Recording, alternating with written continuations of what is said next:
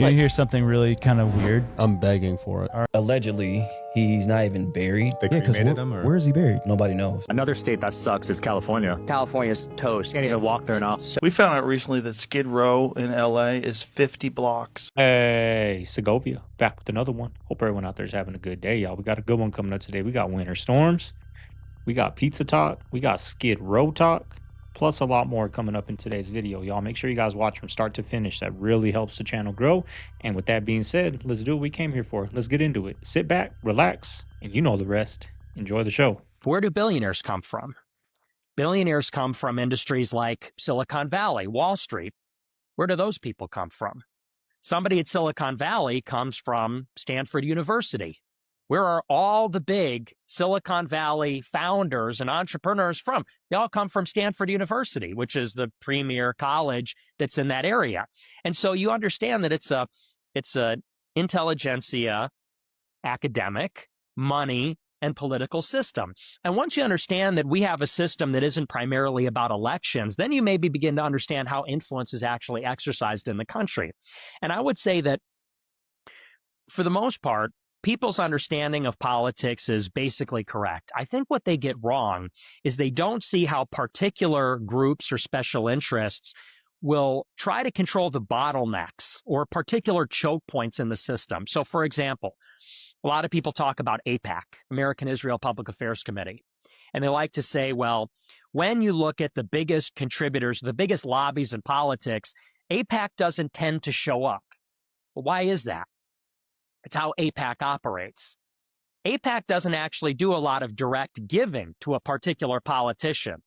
But what they do is they manage a number of different billionaires or high-level millionaires and their political giving.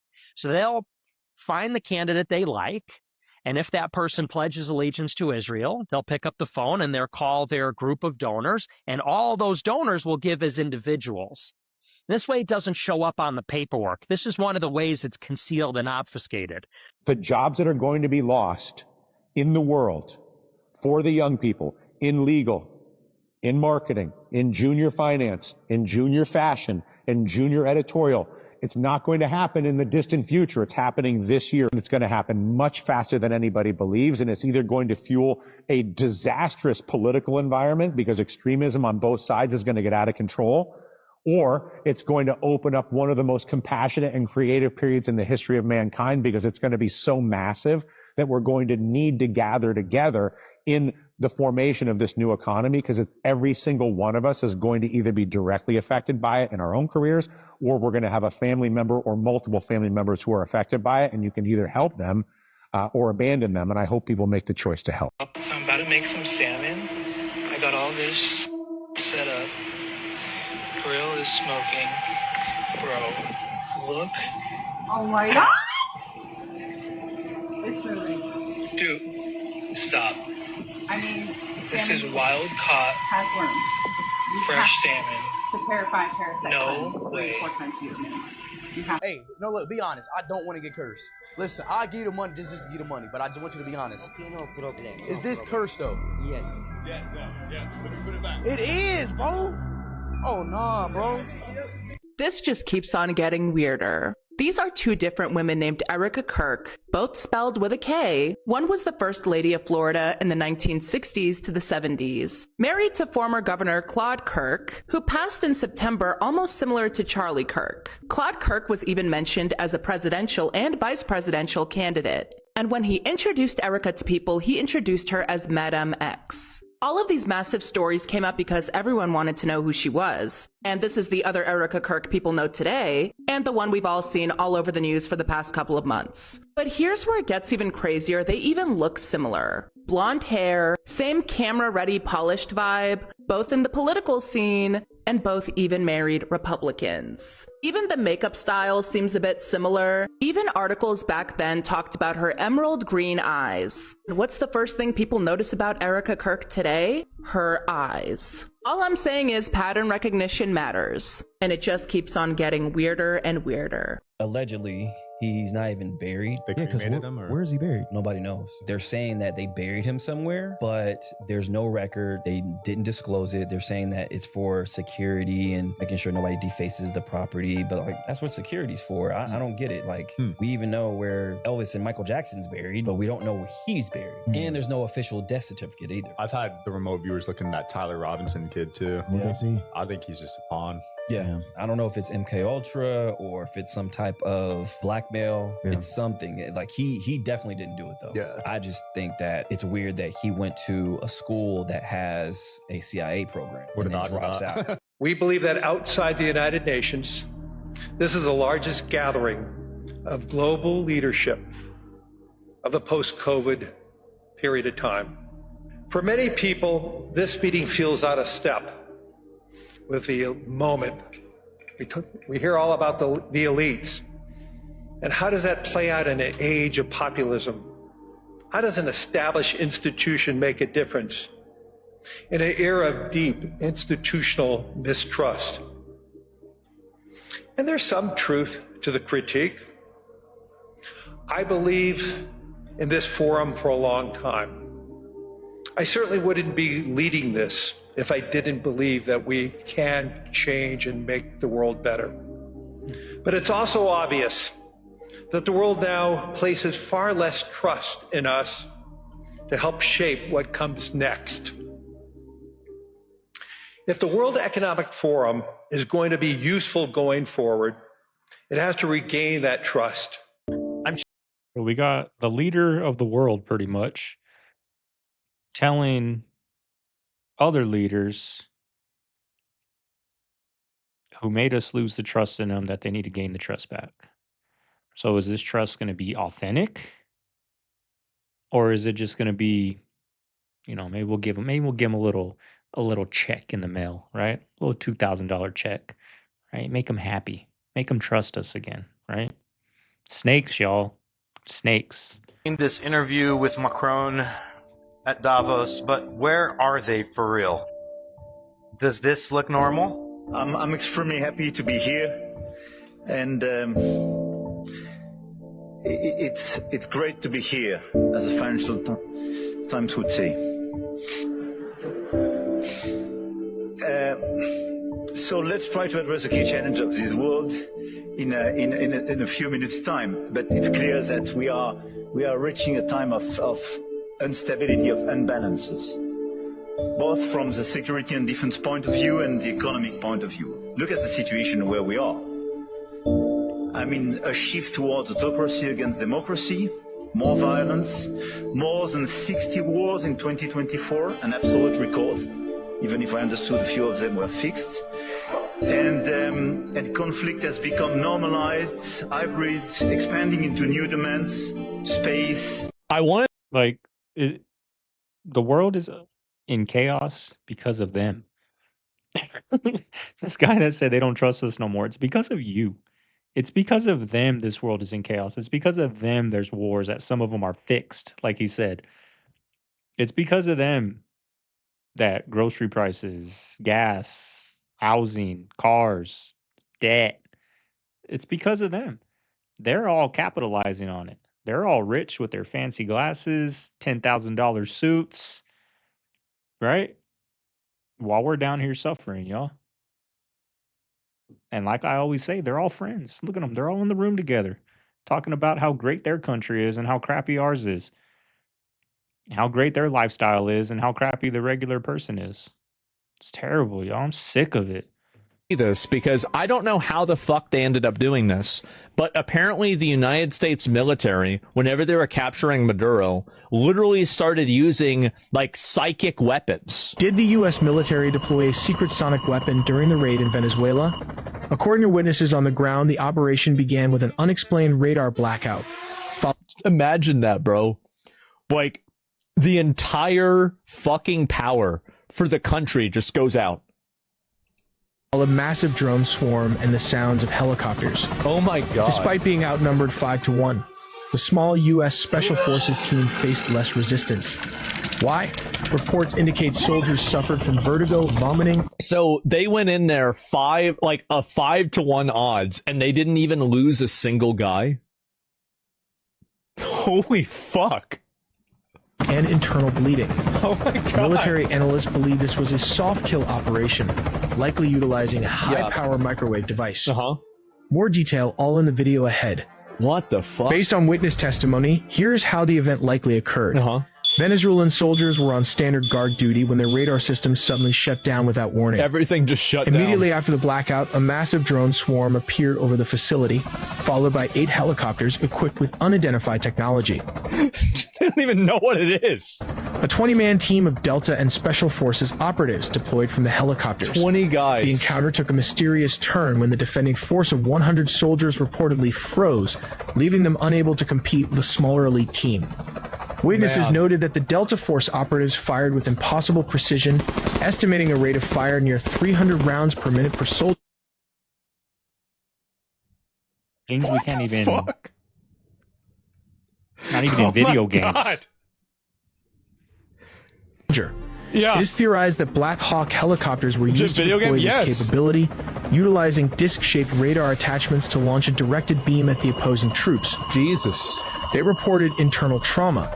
They suffered immediate vestibular incapacitation, meaning a total loss of balance and paralysis. Some even reported bleeding from the nose and vomiting blood, symptoms consistent with internal hemorrhaging. Oh my god. While the Pentagon hasn't officially disclosed the specific hardware, military experts It's probably an LRAD, right? I mean, that's what it's got to be. often call this a soft kill system. So how does it actually work? To understand the weapon, you first have to look at what it did. The most likely candidate for a weapon that creates that kind of internal pressure without external sound is a high-power microwave device. Just microwave the shit It out of relies on something called the Frey effect. Oh my The god. weapon, probably carried by a Chinook or a Black Hawk helicopter, fires a focused beam of pulse microwave energy, not sound waves, that passes right through the skull. These beams are absorbed by the water in the brain tissue and the fluid in the inner ear. Jesus This energy Christ. causes a minuscule Not even rapid fair. heating of the tissue, less than 1 degree Celsius. But that tiny sudden expansion generates a pressure wave inside the skull. The consequence? The target hears a sound, clicks, buzzing, or a roar that originates inside their own head by passing. How do you believe that portals function in today's society? Well, you know, we've all seen Stargate. We've all seen bits and pieces in modern media where we've been drip fed certain information. Now, the reason I know for a fact that there is, I'm just gonna go ahead and say it, a friend of mine works for DEA, and they set up cameras on game trails to see where the Chinese nationals who got here illegally are traveling into the forest to these grow operations. On several of his cameras, he's seen something step into view, completely covered in hair, cover up his camera or destroy his camera. He said to me, this camera was 12 feet up on a tree. He said something walked past and one step grabbed it, crushed it, and kept it going. Kept it moving. There's no human being who can do that. We found out recently that Skid Row in LA is 50 blocks. 50. Right now? Right now. 50 blocks of homeless people just living on the streets. And just people from out of country, right? We have a lot of people from out of the country that watch Segovia, right? Watch us. And just California just is the Mecca, right? Is the Mecca of America. It's where movies, it's where music was made. It's where, all these all these hippie movements, so much came out of California, right? Beautiful beaches, multi-million-dollar homes out there, the highest tax rates in America. And look at the shape of it, y'all. This is where America's heading. almost impassable. Like if you've ever been down Skid Row, it's fucking. I went there once accidentally, and this was in the 2000s. We were filming Fear Factor downtown in LA, and I took a wrong turn and wound up in Skid Row, and I was like, I couldn't believe it was real. It was like a zombie movie, and that's I mean, So, it's so a you fraction. decided. So you decided on Fear Factor. You go stay in here for 3 days and you win. It's 3 days and do no coke. Yeah, you could do 3 days with no meth and you win. Yeah. Yeah, it was sobering. And then we looked up the history of Skid Row, and the reason why it's like that is they would take people out of Hollywood and Beverly Hills and homeless people then, and they would put them in Skid Row and force them to stay there. And they sort of built it as a place where they could deposit vagrants and homeless people. Well, there is a law in this country called vagrancy. It's kind of like, anybody ever seen The Wire? The HBO show The Wire. It's based off Baltimore, right? They did that. They did it. This cop was like, we can't get control of them, so you know what? We're gonna give them their own block with all these abandoned homes, and people still lived there. We're gonna give them this, and you guys can sell your drugs. You guys can do whatever. You just can't fight, can't kill. You guys can sell drugs. You guys can do drugs. The cops are gonna be around these borders, and we're just gonna watch it and make sure everybody, behaves, right? And it turned into chaos, y'all. No fighting or nothing. They listened, but it was just a third world country. And that's kind of what he just said they did to, they took the people out of Hollywood, the big tourist attractions, right? Where the tourists go. It's where I go. We don't go to Skid Row. We don't go downtown LA, right? We go to Hollywood Boulevard. We go to Malibu. We go to Rodeo Drive, right? Took them out of there and put them out here in Skid Row. They did that on The Wire, y'all. I forgot what they called it. It's going to come to me, but, that's what they did out there. This is the largest and most dangerous homeless camp in America. Welcome to Skid Row, the home of fentanyl, one of the scariest and deadliest drugs on the market. Housing over 10,000 homeless people, this place is plagued by violence, crime, and rampant drug addiction. Here it's not uncommon for confrontations to escalate quickly, with guns being drawn and individuals robbed in broad daylight. Skid Row has a long history, dating back to the late 19th century, when it served as a location for transient laborers and marginalized populations. Over time, it has become synonymous with homelessness and poverty. The area faces significant challenges, including lack of affordable housing, access to healthcare and social services, contributing to the cycle of homelessness and poverty. The city of Los Angeles has implemented various initiatives to address homelessness in Skid Row, including outreach programs, housing initiatives, and efforts to improve sanitation and safety in the area. However, the issue remains complex and persistent. Come to Skid Row, but now you need to see afterwards. You see how dirty these streets is? The streets ain't being clean. There ain't no trash can. Doesn't even stop and talk to the people. The red trash cans belong to the business people. They don't belong to the city. The city just brings out one trash can. Governor, do you speak Spanish well? I think you do, right? No? There's a woman back there that was talking about her kids getting taken while she's living in a tent. It's happening every day. Always been a housing first framework. Yeah, but what counts as housing? Focus away from interim. We have a higher level of scrutiny. Interim housing that was reinforced. Our safe is not working. So interim housing isn't being prioritized with the new HAP funding? The HAP money, the prioritization. He's all walking through in his suit, his Starbucks. Probably got hand sanitizer when he gets in his bulletproof limo. Like, how can you walk through that as so-called leader of California that can probably make a change? Like, how can you as a human being show face and walk through that and just go on about talking like a politician with his hands, right? We got to do this. You know what I mean? Like, so out of touch these people are that run this country, y'all. They're so out of touch with the average person. They don't know what it's like. They don't know. They're not in the street. They're not with us no more. We don't have access to these people like we should, government officials. We pay their salary. We don't have no access to them. Look at this guy. He don't even stop and talk to the people that got him in there. He's just giving them nonsense. It's what people are saying to him is in one ear and out the other, and he's just giving them something just to shut them up so he can get to his car and get the hell out of there. That's what these politicians are now, y'all. They're so out of touch with us. They're so rich and powerful, and they have dinner with royalty. It's ridiculous what these politicians have turned into, y'all. Have always been, I should say. Framework, not housing. Services, shelter, solves sleep, housing, and supportive services. I know, but like homelessness. Yeah. Interim housing has a role. Rapid rehousing is important. I'm not opposed to shelters, but those are decisions for your local government.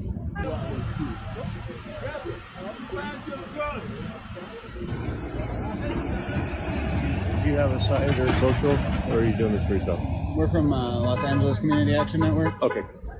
Just always wary when more money is coming for homelessness and Yeah. housing, and not being able to concretely define what housing is, because we see, Mayor Bass's so-called success on Inside Safe, where 1/3 of the people that have gone into these hotels have already been either exited or dead. No, I get it. And they're not going to permanent this housing. This round has a whole bunch of accountability and transparency where they're going to have to list everything they're doing, and there's monthly reports that are now required. Yeah, but I mean the That's all definition of like what is housing, you know what I mean? I'm not saying people. Well, you'll be shouldn't able go to see what they think it is, and then you can react to that. And how much? It's $370 for LA. Yeah. For the county or for? Well, it's $837 in this round, but yeah, around $370 for LA City and County. Okay. That's round 5. We got round 6 coming later. That's about $1 billion. Don't want photo out. We want compassion, sir. From a positive perspective, though, if you really want to know the truth about the criminalization, you will stop right here. This is the Los Angeles Community Action Network.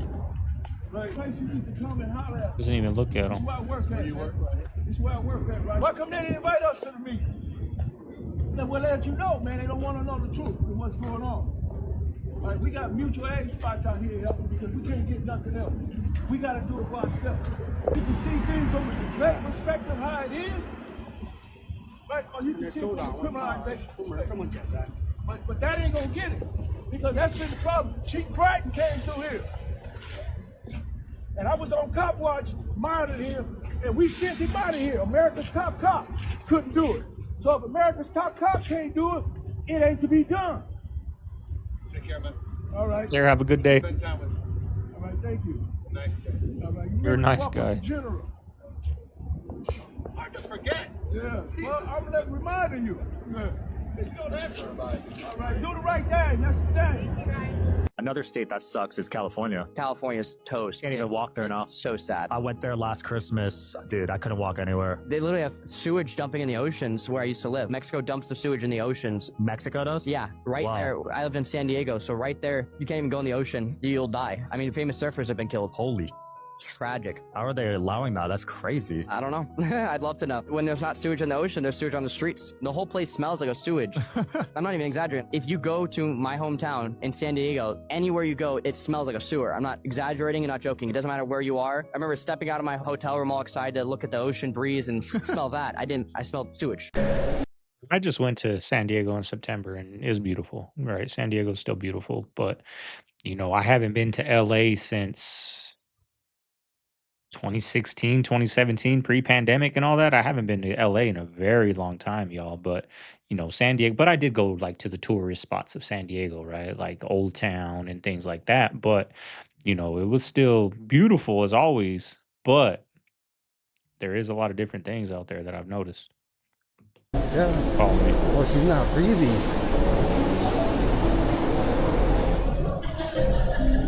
Is she all right? Yeah. Oh, okay.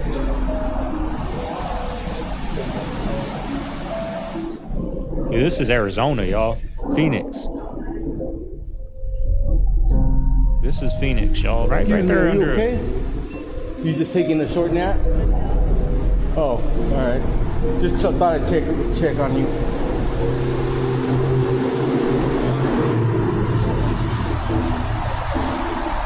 These are deep.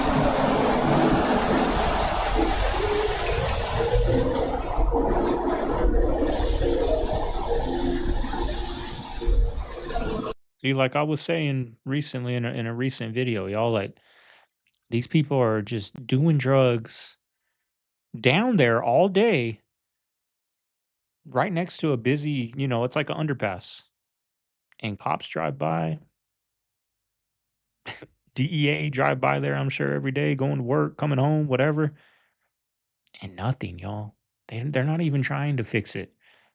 They're getting funding to fix it, but they're doing nothing to fix it.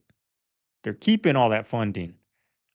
This is going on every day in these across America. Every state, y'all. Excuse me. That fool was shadow boxing or what? Were you just shadow boxing or what, bro? He's like, yep. Huh? Y'all, this Like those people can do drugs right there with the cop driving by, but God forbid I get pulled over in my car with a little bit of drugs. I'm getting arrested. But they let them get away with it. You know? It's crazy. absolutely crazy. This dude was in the woods and he started hearing all these crazy, bizarre noises happening under his feet. You know, I really wonder what could be under there. If you know, you know. Anyways, I haven't seen the whole video yet, so we're about to watch it right now.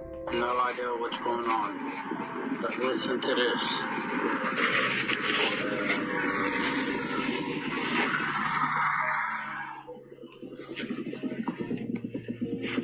There's something under the ground, and it sounds like it's about to bust out. I'm telling you guys, life in the 21st century is crazy. And you know, at the same time that this is happening, people are hearing explosions all over the place. It's pretty bizarre, right? There's a whole bunch of inner Earth stories of all different people saying they went inside the Earth and other stuff happening down there that I can't really say. One thing is absolutely certain. I don't really think any of us know what to expect for this next year. Goodbye. Do it for girl, pop that ass. Freak me I the hear hell something out. really kind of weird. I'm begging for it. All right. There was a group of people that built an exact replica of the Ark of the Covenant. Took them 3 years to make. The chief architect chooses to remain anonymous. So they put the Torah, which is the Hebrew Bible, in the Ark of the Covenant. They just did that. And he said, quote, when that Torah was put in this Ark, it became weaponized. This was probably the strangest part of this whole story. Do you know where this replica of the Ark of the Covenant was for 8 months before they brought it to Israel? Antarctica. Trump's house, Mar-a-Lago. No joke. It was in Trump's house for 8 months before it was brought to Israel. Why was it there? That is insane. I don't know what to make of it. In the past 8 months, it's been in Florida. Yeah. Hurricane. We've had a pretty good year. Except all the hurricanes. I truly don't care how anyone voted. Just looking at face value, that's strange. Oh, that's 100%. All right, yesterday we broke down McDonald's. Today, let's do KFC because this is also a very questionable situation. All right, so what's actually interesting about KFC is they don't actually publish any official statistics for chickens per day, right? So we're going to have to work this out the same way that analysts do from customers and portions. So stick around because this one gets crazy. Right, so let's start with the fact that KFC serve roughly 8 to 9 million customers every single day. Now, a whole chicken breaks down into 8 main pieces. You've got the 2 breasts, the 2 thighs, the 2 drumsticks, the 2 wings, and that's before you even count the strips and all the processed cuts. Now, the average KFC customer isn't always buying a whole bucket, are they? They'll buy a burger or a wrap or a 2-piece meal or strips or even just some wings. So realistically, one chicken feeds about 1 to 1.5 customers. That means each customer consumes roughly 0.7 to 1 whole chicken on average, right? Now let's do some crazy maths. So on the low end, 8 million customers times 0.7 is 5.6 million chickens per day. Now if you go on the high end, 9 million customers times 1 is 9 million chickens every single day. So if we put together an average, the honest, defensible range that I would say is that KFC produce around 6 to 9 million chickens every single day. Now if you put that on a scale per month, 6 million times 30 is 180 million chickens every single month. And if you go on the high end, 9 million times 30 is 270 million chickens right? So that is 180 to 270 million chickens per month. Now, per year, that is 6 million times 365, which is 2.9 billion, right? Or on the higher scale, 9 million times 365 is 3.28 billion. So let me just put that together. We are talking around 2.2 to 3.3, funny number, billion chickens every single year, just for one brand, KFC. Now this is where it starts to get a little bit less about chicken, because I don't know if you know this, but KFC is owned by Yum Brands, which is a publicly traded corporation. And when you look into who actually owns Yum Brands, you don't find farmers or restaurants. You find the same institutional investment giants that appear absolutely everywhere. BlackRock and Vanguard. Now, these are the same industrial institutions that literally hold every major stake across the entire world. And I'm talking, ultra-processed food companies, industrial seed oils, chemical agriculture, large-scale farming inputs, right? Pollution control and environmental cleanup services, and also the main one right here, the biggest investors in waste management, which is human body waste disposal from the hospitals and the morgues and anywhere else. They own it. So, it really does raise the question, doesn't it? Why is it that the same financial money sits behind our food, the processing, the inputs, the outputs, and the cleanup? And when ownership spans consumption, treatment, and disposal, right? The system doesn't need bad intentions, it just needs constant control. Listen, I'm not telling you guys what to eat. I'm just saying that the same money owns every layer of the system, and asking questions isn't crazy. But obviously, for the sensory reasons, this was all just for entertainment, and I'm as fictional as a dinosaur, baby. There's this surfer kid who surfs, and this kid's out there. It's like, all right, 6:30. You ready to surf, bud? And the kid's eyes look like the war veteran. Oh, and like you don't want to surf. No. Apparently, you get surfer eye if you surf a lot. Nothing wrong with this, I don't think. Yeah, so this is the kid when he's like 11. He's like Damn, 15 he does now. look old. Oh. Don't step off the trail.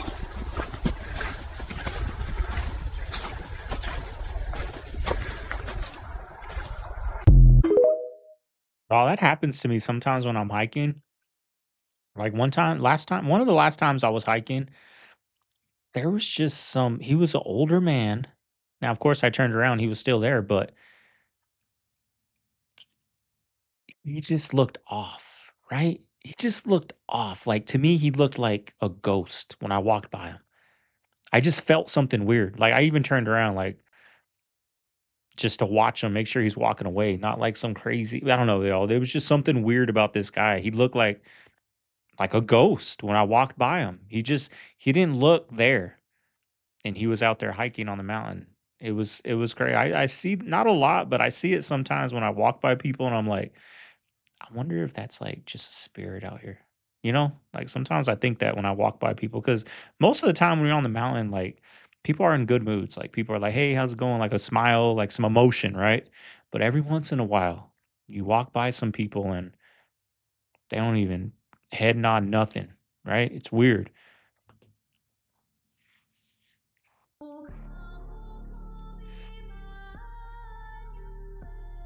Look at that, y'all. Higher than that 10-story building. It's crazy. Okay, this is a very important piece. I've been waiting to talk about this to see if the weather forecasts change, and they're not changing. All the models are staying the same, and pretty much everyone in the weather world is now in agreement. We have an unbelievable winter storm coming that is going to test the limits of our grid, our water systems, our refineries, our emergency services, this is going to be a very, very serious storm. We are going to have loss of life. We're going to have disaster areas. This is looking really bad. And this is going to be the ultimate test of our grid. We're about to find out. You know, when they talk about extreme temperatures and things that can happen, we're about to find out. We are looking at temperatures, 20 below zero, upper half of the country, Midwest to the East Coast, 20, 30 below zero, foot of snow. And listen, if they get the precipitation totals wrong, it's not going to matter. It's the cold temperatures. Whether it's a foot of snow or 6 inches of snow, that's not going to make a huge difference. Where the precipitation will matter is emergency services getting to people. So 20, 30 below, upper Midwest, upper Atlantic, Northeast corridor, temperatures at zero across the Midwest, Mid-Atlantic, all the way to the East Coast, single digits and below freezing, deep into Texas, all the way down to, even south of Houston. Lots of snow just across the country, heavy amounts of snow, and a huge ice storm in Texas, Louisiana, Mississippi. They're calling for 3 inches of ice in Texas. I don't know if you remember what happened in Texas in 2021. There was a lot of deaths. I can't remember how many. It's like one of the worst storms ever. We're about to see, it appears, a repeat of that. 3 inches of ice. If you're not familiar with ice storms, 3 inches of ice is an absolute catastrophe. It is like the worst thing that can happen. 3 inches of ice is like, it might as well be 10 feet of snow. If they get an inch of ice, it is a catastrophe. They're calling for 3. Think of Texas just south of Oklahoma, an area 150 miles wide that goes all the way through Texas into Louisiana, Mississippi. Think of 3 inches of ice through there. There will not be a power line standing anywhere. In temperatures near zero, no electricity, no roads, no accessible roads, no emergency services able to reach you. This is what I'm talking about. People are going to die in this storm. If it is anywhere close to accurate, people are going to die. Please. The storm is not just hitting one region and moving on. It's blanking the nation's core energy and population corridors all at once. Major power generation zones, critical refining complexes, some of the key water systems in the country, the network of LNG terminals. When temperatures hit 20, 30 below in the upper Midwest and near zero across the Midwest and Mid-Atlantic, the electricity demand. I think gravity's created because we're in a simulation. Have you looked into the double slit theory? They have one slit and they fire particles through it and they react a certain way. When they have two, the double slit, they go through the same way. They react in different ways, but then when we look at them, they react back in a linear model. But when you don't look at them, they're all sporadic. So these particles know that somebody's observing it, so they change. They can even change back in time. When they say, we're gonna put this observer on it, the particles actually change before they even happen. It's a simulation. Because you know how that video game, you can see something far in the distance, but it doesn't render until you get to it. Ron Perlman, Jews control Hollywood. Okay, let's go about sports. Now you're like, Jews, we don't do sports. We don't play sports, but we own the sports teams. 50% of NFL teams, 50% are owned by Jews. We make up 2% of America. We own 50% of NFL teams and about 33% of MLB, NBA, and NHL teams. So this is what really happens with Peter, Amy, Kanye, what we do on our way to a Vogue event, ribs and french fries. Yeah. So this is what really happens with Peter, Evie, Kanye. What we do on our way to a Vogue event: ribs and French fries. Yeah. Price of fame, y'all. As like Price of an fame. average human looking at this, I don't know if he lost like a bet or something, but it looked demeaning. Like he's sitting there smashing the rib and you holding his plate and your wife recording you holding the plate while bro in the car sitting there eating. Like why have we never heard about this or Kanye spoke on this or something? Maybe we looking too much into it, but it looked demeaning as hell and uncomfortable as a black man, bro. Is his face right there, like in that screenshot I took, bro? He like, damn, I wonder if my mama seeing this. Rest in peace to her. Like, that's crazy. Also, like the price of fame, any man, you know, any grown man.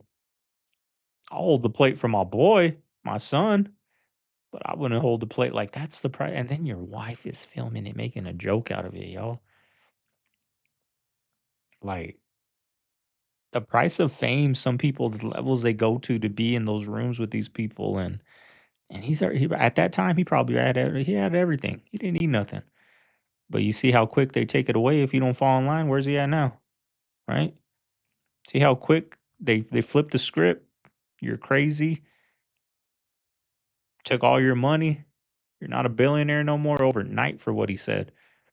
Like that's crazy. Like the price of fame, y'all. Who wants that? Who wants that? Gain weight. So basically what they did, they had to keep doctoring on the clone of Michael who was alive. The one that was dancing with Michael, or the dance with James Brown. Okay, that Michael Jackson, that wasn't the real Michael. Matter of fact, the when they cloned it, Michael, that clones don't grow hair. So in other words, however they clone you, whatever you have, that's how you're gonna come out. That's just how the clone produce. So in other words, if you're a person that have long hair, however they clone you, that's how the clone gonna look. When they cloned Michael Jackson, his hair was never attached because the first Michael Jackson that was cloned, his head was 30. Y'all, look how crazy that is. And everyone just went along with it. Look at the difference. Nobody batted an eye. Nobody questioned it. Like, think about that. Look at that. Look at young Michael Jackson and look at him, you know, as an older. Look at that. Nobody questioned, like, is that him? Are we going to pay all this money to go to this concert? Is that him? Like, nobody. That's how in our face they are. Look at how crazy that is. Think about it. Third to fourth degree burn in Pepsi commercial. He lost half his head. I mean, it wasn't gone, but it was very badly burnt. Michael Jackson looked like a monster. Okay, and he was still slim. So they cloned him while he was under the knife. And when they cloned him, they needed 2 years to remake him because he didn't look nothing like Michael Jackson. I don't know if y'all can peep game. What are the top reasons? And then think about this too. His kids came out white skin complected, no darker skin, nothing like that. His kids that he had after, right? They came out blue eyes. That you believe that the moon landing was a hoax? The first, we have an eyewitness who saw them film Apollo That's 11 crazy. at Cannon Air Force Hit Base. me right he now. confessed to it as he was dying. This gentleman's name is Cyrus Eugene Akers. The first thing he confessed to was a homicide, and his son found out that he murdered a fellow employee at Cannon Air Force Base. And when they asked him, why did you kill him? He said it was to cover up the moon landing fraud, which they both had eyewitnessed, and he felt that his friend, who thought it was morally wrong, was going to go public with it. And so he murdered him to keep it a secret. After his father's confession, which was videotaped, when they went out one day, their house burned down. They believe it was set intentionally. In fact, the gentleman's Air Force file has been completely deleted. Are you saying that like Maduro is in on it? I think so. Thumbs up when he's getting captured. Was that, wait, hold on. Was that AI? Was that real? No, that's real. And he changed 4 different times within like 17 hours. Outfit changes? Yeah. I think Maduro made a deal because somebody knew right before when America attacked. I don't know if you saw that Poly Market guy that put up $30,000 and made 400 grand. They said that America was going to take Venezuela before the 31st of January. And this is hours right before the actual attack. So that's one. But China was there in Venezuela meeting with Maduro. And then right after that, they get hit. So China's pissed off. So do you think that he pulled the wool over their eyes? I think so. Certain concerts like Travis Scott. Yeah. They went through this portal looking thing. Literally people died. Children, young people died. They lost their lives. And guys, I write about that in my book about Hollywood.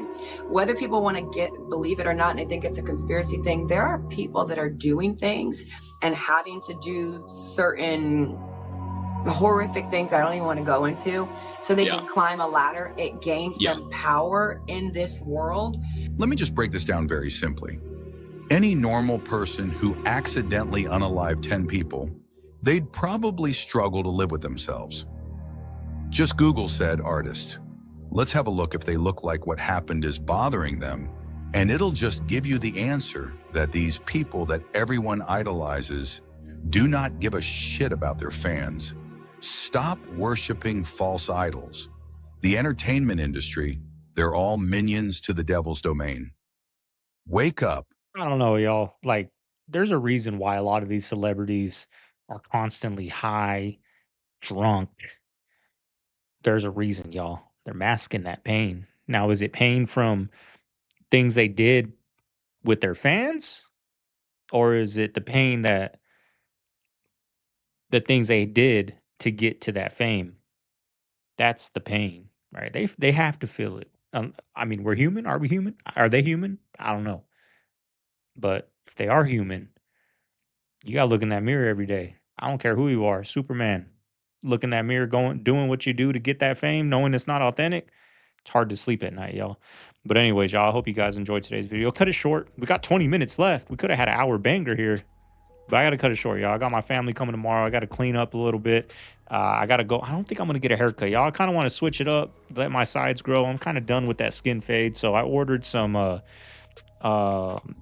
great trimmers, right, to line up my neck, line up my ears, all right here, and we're gonna switch it up a little bit, y'all. I've been having that skin fade on the side for a while. We're gonna switch it up, but I am gonna go, I gotta go get some waters for the party, gotta get some waters for here, so I gotta get out and do a little bit of stuff before the family gets here tomorrow. But we'll be back tomorrow. I'll have an hour banger tomorrow because everything should be done. So get this video out to you guys. Hope you guys enjoyed. If you made it this far, you know what to do. Leave a like, comment, subscribe. This is Segovia. I'm signing out of the Man Cave. I'm gonna see you guys on the next one, y'all. Have a good one. Later.